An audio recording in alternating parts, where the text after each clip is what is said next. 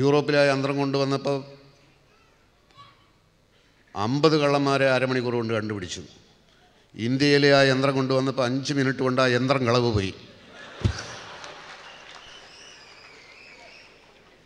ഇതൊന്നും ഞാനുണ്ടാക്കിയതല്ല കേട്ടോ.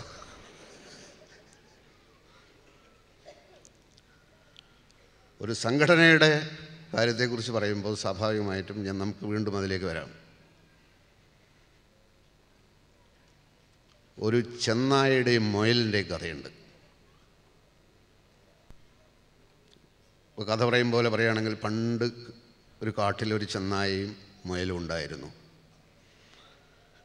ചെന്നായ ആഹാരം അന്വേഷിച്ച് ഇങ്ങനെ നടക്കുകയാണ്. അങ്ങനെ ദൂരെ ഒരു മുയലിനെ കണ്ടു. ചെന്നായ അതിൻ്റെ പുറകെ ഓടി. മുയൽ ജീവനും കൊണ്ടോടി. മിനിറ്റുകളോളം, മണിക്കൂറുകളോളം ഓടി. ഒരു വിധത്തിലും ചെന്നായയ്ക്ക് മുയലിനെ പിടിക്കാൻ പറ്റുന്നില്ല. പല രീതിയിലും വളഞ്ഞും തിരിഞ്ഞുമൊക്കെ മുയലിങ്ങനെ ഓടിക്കൊണ്ടിരിക്കുകയാണ്. അവസാനം ചെന്നായ തളർന്നു. ചെന്നായ നോക്കുമ്പോൾ ഇതിൻ്റെ പുറത്തുള്ള ഒരു വലിയ പാറപ്പുറത്ത് മുയലിങ്ങനെ ഇരിക്കുക. രണ്ടുപേരും കിതയ്ക്കുകയാണ്. അപ്പോൾ ചെന്നായ ചോദിച്ചു, നിന്നെ എനിക്ക് പിടിക്കാൻ ഇതുവരെ സാധിച്ചില്ല, പക്ഷെ ഞാൻ ചില ചോദ്യങ്ങൾ നിന്നോട് ചോദിക്കാൻ ആഗ്രഹിക്കുന്നു. നിന്നേക്കാൾ എന്തുകൊണ്ടും കരുത്തുള്ള ഒരാളല്ലേ ഞാൻ? മുയൽ പറഞ്ഞു, അതെ. നിന്നേക്കാളും ബുദ്ധിയുള്ള ആളല്ലേ ഞാൻ? അതെ. നിന്നേക്കാളും വേഗത്തിൽ ഓടുന്നയാളല്ലേ ഞാൻ? ആയിരിക്കാം. പക്ഷേ എനിക്ക് നിന്നെ കീഴടക്കി നിന്നെ കൊല്ലാൻ എനിക്ക് സാധിക്കുന്നില്ലല്ലോ. എന്തുകൊണ്ട്? അപ്പോൾ മുയൽ പറഞ്ഞു, നീ ഓടുന്നത് ഒരു നേരത്തെ ആഹാരത്തിന് വേണ്ടിയാണ്. ഞാൻ ഓടുന്നത് എൻ്റെ ജീവൻ രക്ഷിക്കാനാണ്.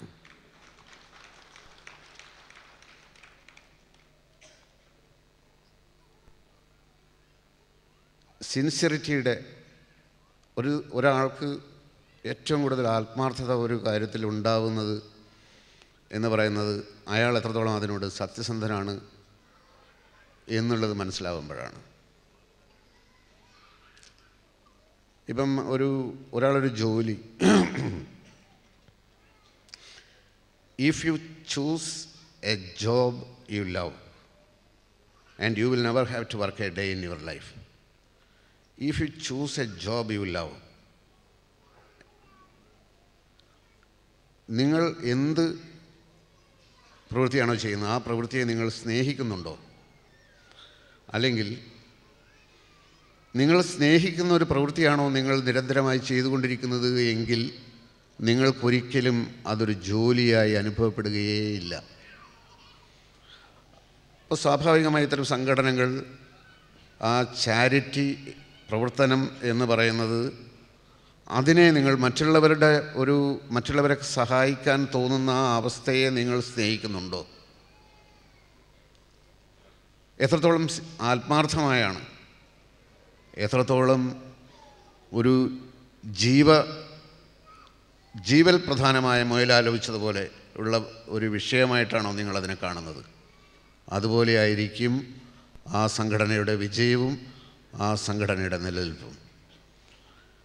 ഫ്രണ്ട്സ് ഓഫ് കണ്ണൂർ എന്ന് പറയുന്ന സംഘടനയ്ക്ക് അത്തരത്തിലുള്ള ഊർജവും ബലവും പ്രവർത്തിക്കാനുള്ള ശേഷിയും എന്നുമെന്നും ഉണ്ടാവട്ടെ എന്നാശംസിച്ചുകൊണ്ട് എന്നെ ഇവിടെ ക്ഷണിച്ചതിനുള്ള നന്ദി അറിയിച്ചുകൊണ്ട് ഒരിക്കൽ കൂടി എല്ലാവർക്കും നന്ദി, നമസ്കാരം.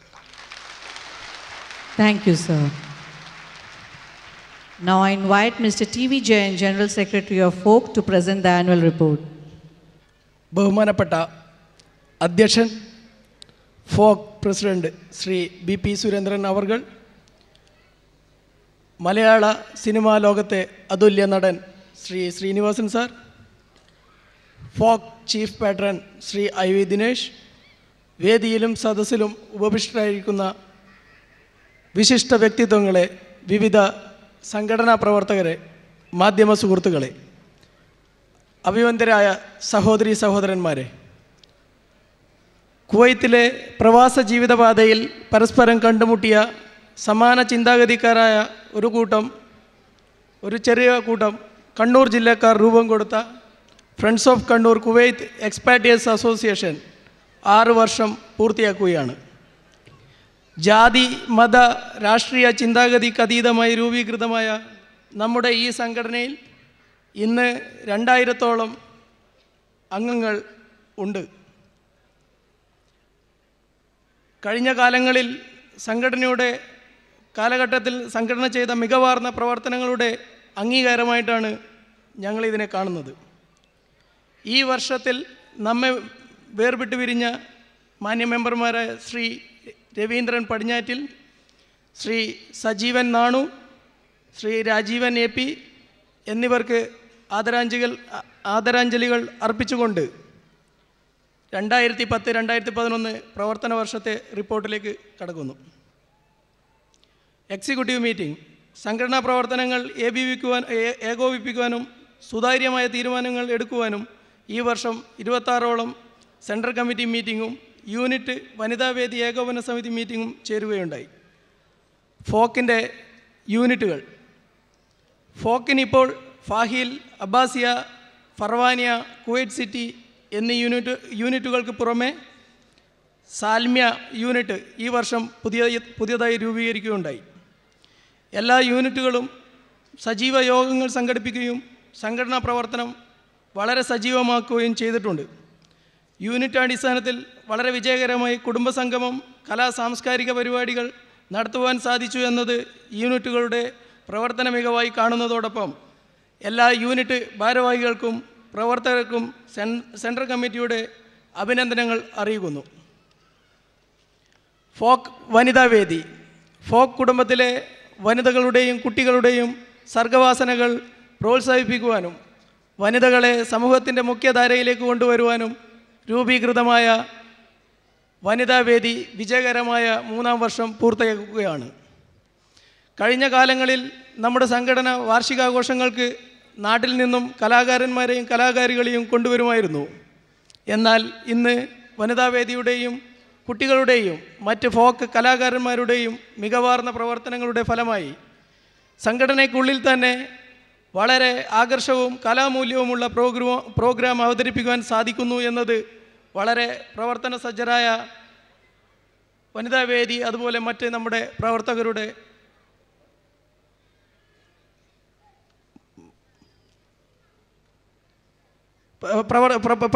പ്രവർത്തനം കൊണ്ട് മാത്രമാണ്.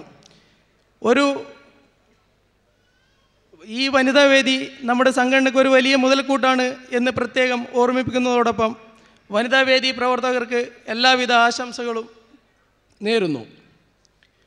ഓണം, ഈദ് ആഘോഷം നമ്മുടെ സംഘടന എല്ലാ വർഷവും ഓണം, ഈദ് എന്ന പേരിൽ ഓണവും ഈദും ചേർന്ന് ആഘോഷിക്കാറാണുള്ളത്.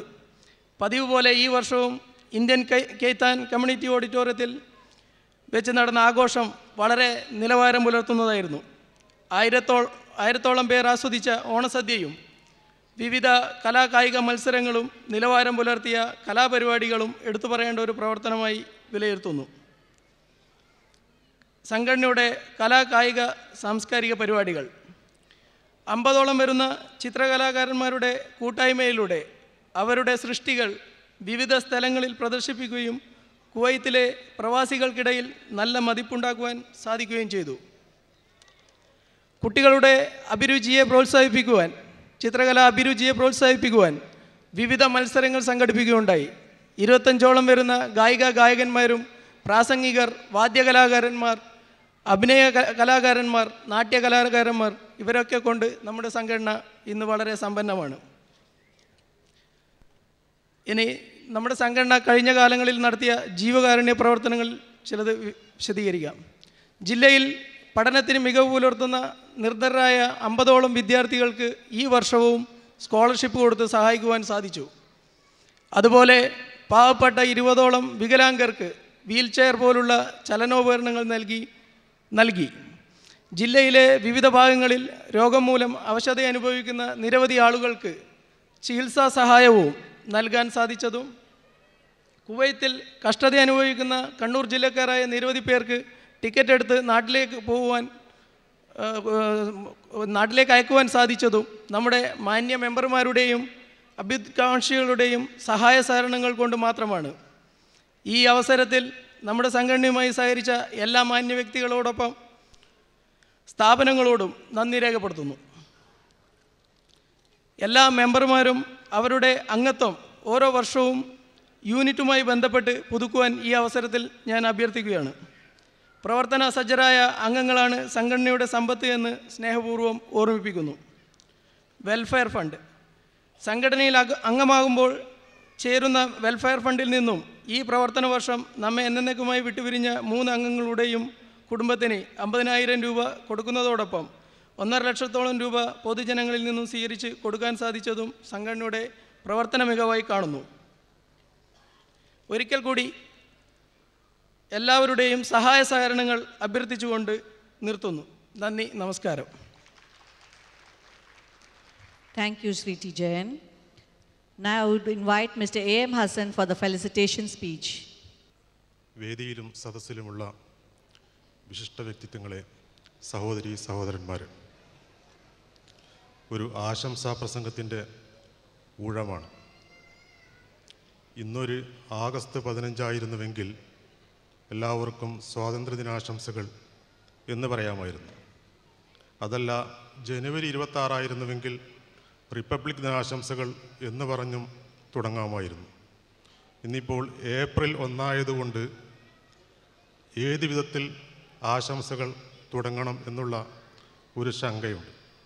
മാത്രമല്ല, പ്രസംഗം എന്നത് ഒരു പതിവില്ലാത്ത എന്നെ കണ്ണൂർ ജില്ലക്കാരനായതുകൊണ്ടാകാം ആശംസാ പ്രസംഗികനായി ഇതിൻ്റെ സംഘാടകർ ഇവിടെ വിളിച്ചു വരുത്തിയത്.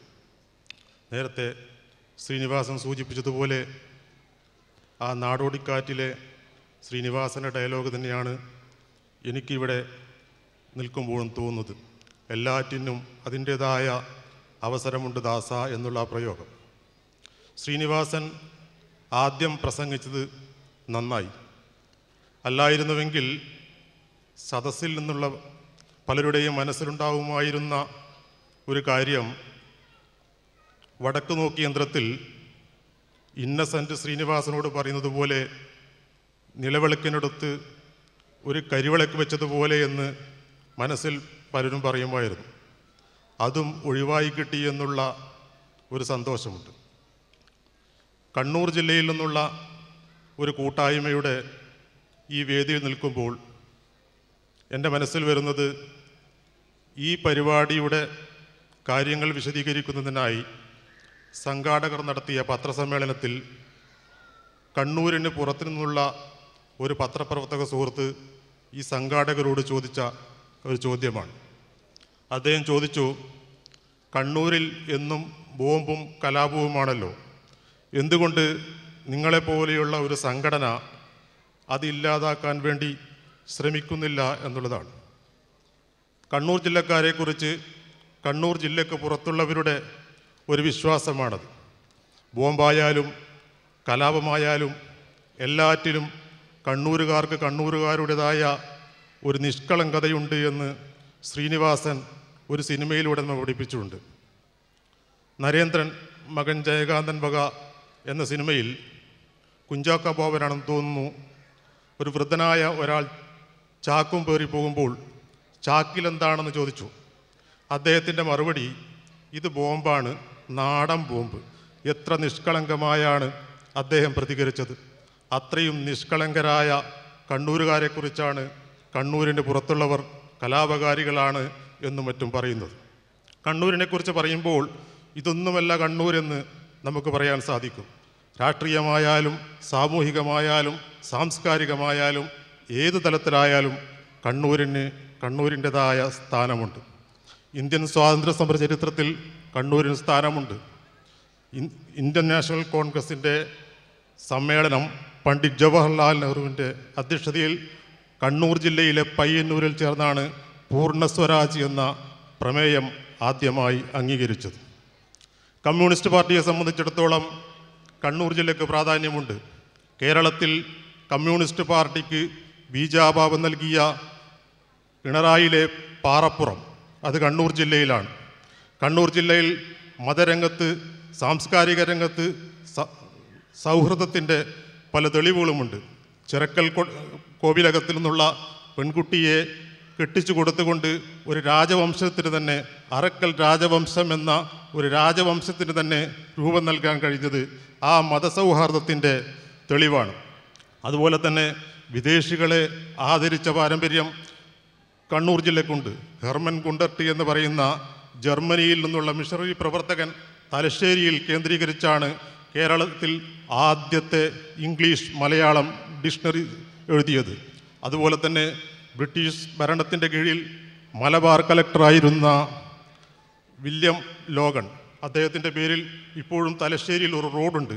അദ്ദേഹമാണ് മലബാറിൻ്റെ ആധികാരികമായ ചരിത്രഗ്രന്ഥമായ മലബാർ മാനുവൽ രചിച്ചത്.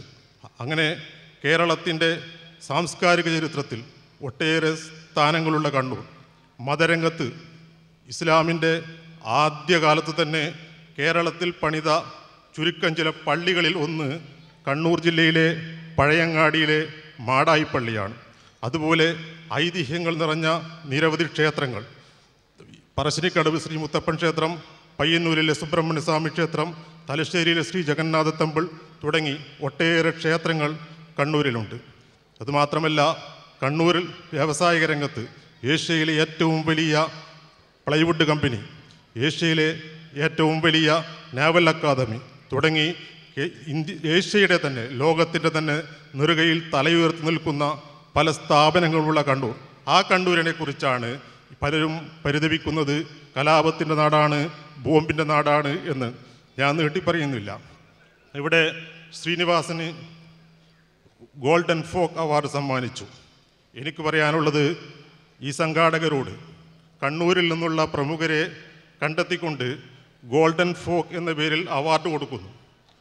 അതോടൊപ്പം തന്നെ കണ്ണൂരിൽ നിന്നുള്ള കുവൈത്തിൽ പ്രവർത്തിക്കുന്ന ആൾക്കാരെ കണ്ടെത്തി വല്ല സിൽവർ ഫോക്കെന്നോ ബ്രോൺസ് ഫോക്കെന്നോ പേരിലുള്ള വല്ല അവാർഡുകളും നൽകാൻ നിങ്ങൾ തയ്യാറാവണം. അതിന് മാധ്യമപ്രവർത്തകരെ പരിഗണിക്കണം എന്ന അഭിപ്രായമില്ല.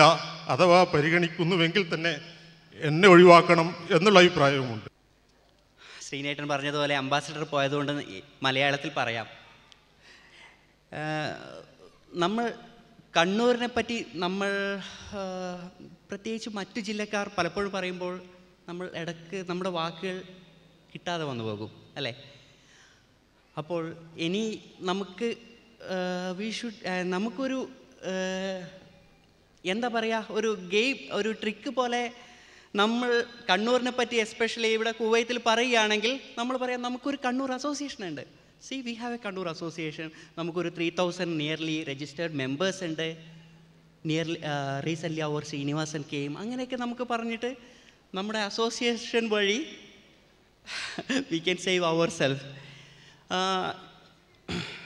കുറച്ച് കാലം വരെ ഞാൻ എൻ്റെ മൊബൈലിൽ ഒരു ചെറിയൊരു വീഡിയോ ക്ലിപ്പ് സൂക്ഷിച്ചു വെച്ചിരുന്നു. പലപ്പോഴും അതോർത്ത് എനിക്ക് ഒരുപാട് ചിരി പൊട്ടിപ്പോകാറുള്ള ഒരു ചെറിയ ക്ലിപ്പായിരുന്നത്.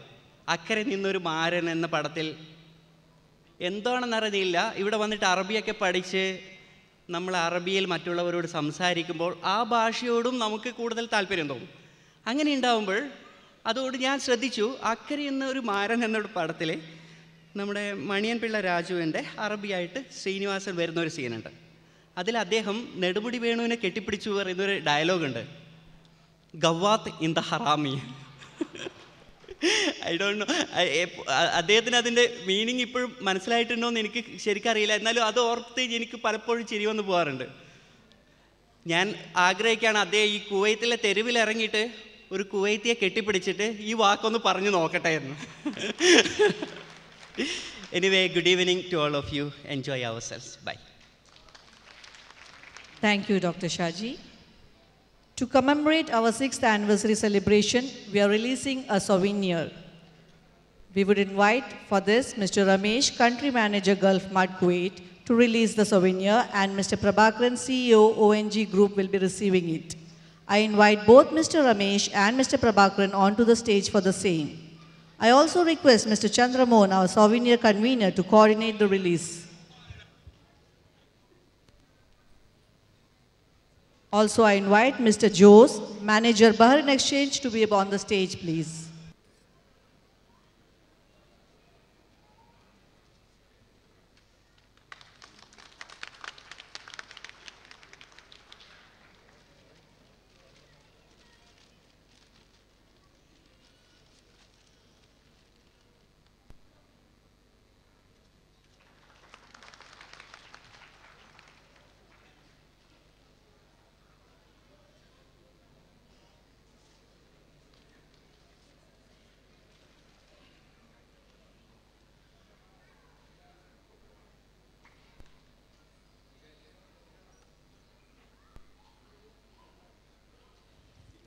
Thank you, respected guest.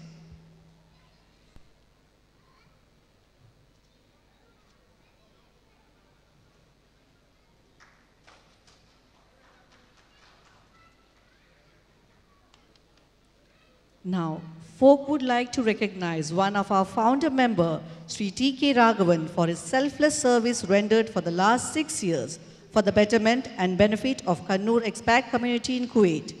I request Mr. I.V. Dinesh to kindly do the honors.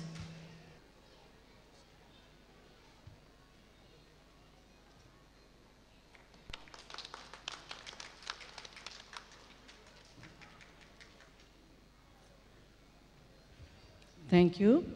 Now, one of our folk member, Praveen, artist Praveen, would like to present a portrait of Sri Srinivasan to the guest of honor, please.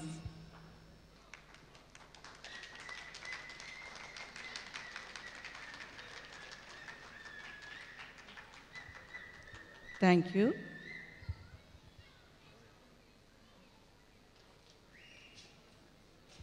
Now, I would like to invite our secretary, Mr. Omanakuttan, to deliver the vote of thanks. എല്ലാവർക്കും എൻ്റെ നമസ്കാരം. ഇന്നിവിടെ സന്നിഹിതരായിരിക്കുന്ന എല്ലാവർക്കും നന്ദി പറയുക എന്നുള്ളതാണ് എൻ്റെ കർത്തവ്യം. വളരെ സമയം അതിക്രമിച്ചുകൊണ്ട് എൻ്റെ കർത്തവ്യത്തിലേക്ക് ഞാൻ കടക്കുകയാണ്. ആദ്യം തന്നെ ബഹുമാനപ്പെട്ട നമ്മുടെ Indian ambassador his excellency mister Ajay മൽഹോത്രയ്ക്ക് നന്ദി പറഞ്ഞുകൊള്ളട്ടെ. നമ്മുടെ പ്രത്യേക ക്ഷണം സ്വീകരിച്ച് നാട്ടിൽ നിന്നും ഇവിടെ എത്തിച്ചേർന്നിട്ടുള്ള നമ്മുടെ സ്വന്തം ശ്രീയേട്ടനും അദ്ദേഹത്തിൻ്റെ പത്നിക്കും നന്ദി പറഞ്ഞുകൊള്ളുന്നു.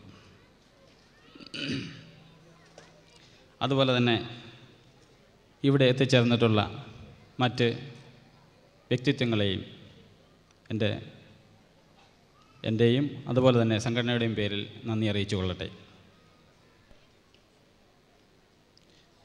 അതുപോലെ നമ്മുടെ ഇവിടെ ഒത്തുകൂടിയിരിക്കുന്ന ഫോക്കിൻ്റെ എല്ലാ മെമ്പർമാർക്കും ഈ കൂട്ടത്തിൽ നന്ദി അറിയിക്കുകയാണ്.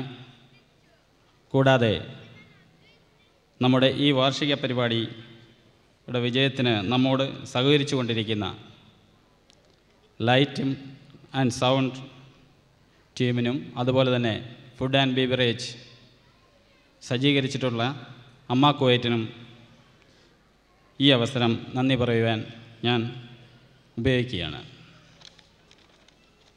എല്ലാവർക്കും ഒരിക്കൽ കൂടി നന്ദി പറഞ്ഞുകൊണ്ട് നിർത്തുന്നു. നന്ദി, നമസ്കാരം.